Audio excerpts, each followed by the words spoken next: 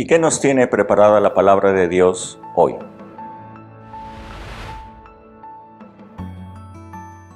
Dice Lucas en el capítulo 17 del verso 11 hasta el 18.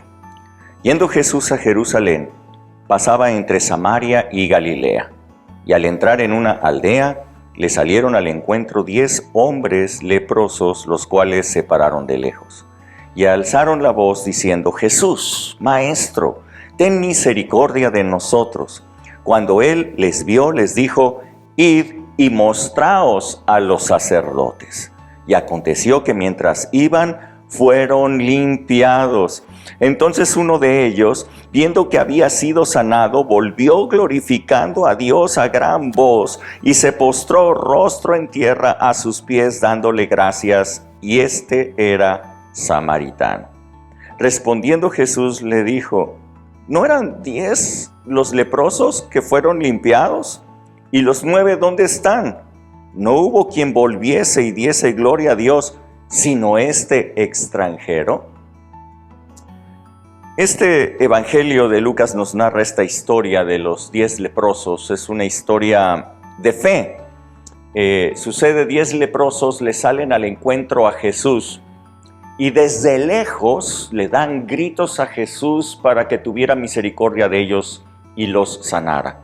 Sucede que un leproso no podía mezclarse con la sociedad normal porque se consideraba una enfermedad altamente contagiosa. Por lo tanto, los leprosos tenían que estar alejados fuera de la ciudad y no acercarse a la gente.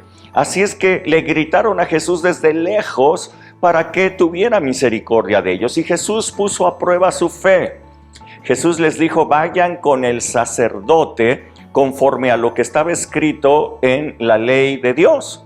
Sucede que en la ley de Moisés estaba determinado que fuera el sacerdote quien pudiera declarar a un enfermo de lepra sano o no declararlo sano.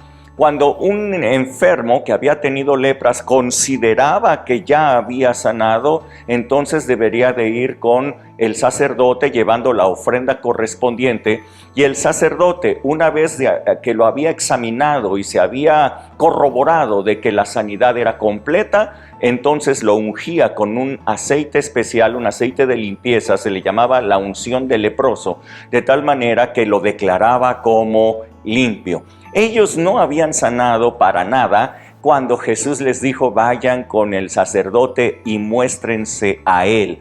Así es que aquellos 10 leprosos tuvieron que creerle a Jesús que iban a ser sanados, que cuando llegaran con el sacerdote, sus llagas iban a haber desaparecido. Así es que no sé cuánto tardaron en recorrer del punto en donde estaban hasta ir al templo en donde estaba el sacerdote para mostrarse delante de él. Pero nos dice la palabra que mientras ellos iban caminando, iban siendo limpios. Era una sanidad progresiva. El que había iniciado la buena obra fue fiel en completarla. Así es que mientras ellos iban caminando, ellos iban siendo sanados, iban siendo limpios. ¡Qué milagro más sorprendente! Cuando llegaron con el sacerdote, él no tuvo ninguna objeción en declararlos limpios, los ungió con el aceite que los declaraba limpios, pero uno solo de ellos, y por cierto un samaritano, fue el que regresó altamente conmovido y agradecido, y desde lejos igualmente se postró a los pies de Jesús y le dio gracias por todo lo que había recibido. Yo quiero preguntarte, ¿te has dado cuenta de cuán bendecido eres, de todo lo que tú tienes a tu alrededor? Muchas veces nosotros damos por sentadas las cosas que están allí, la familia, un buen trabajo, el ingreso, no sé, el negocio, y damos por sentadas muchísimas cosas, tener una educación en la escuela, y lo damos como que es lo normal y no damos gracias por ello. Fíjate que el leproso tuvo que darse cuenta que estar leproso era un problema enorme, y entonces dio gracias por su sanidad. Estar sano es una bendición de Dios, ¿lo sabías?